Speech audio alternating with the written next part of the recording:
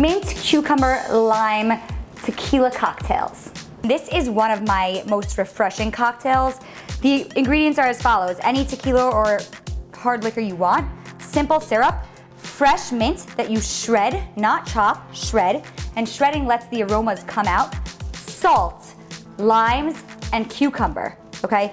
And if you want to dilute it after, but we're gonna let this all infuse together, you can add some sparkling water or whatever it is, just to not make them so strong and to extend the batch. But I like to infuse it all together, and if I need to, make it a little more voluminous, I will add some Pellegrino.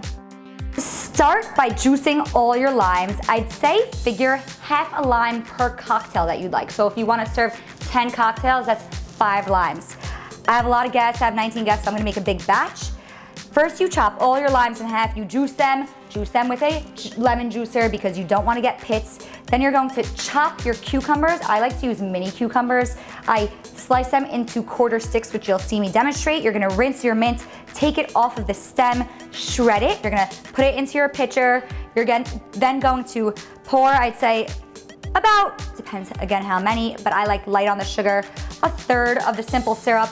You're going to take that combo, you're gonna put your cucumbers in there now, and you're gonna muddle it. Do you know what that means? So it means you're gonna crush it with like a wooden spoon, so you start getting the cucumber juices out of the cucumber, and you're gonna mix that all together. Then you're gonna take a pinch of salt, you're gonna throw it in, let that sit together before you add the tequila.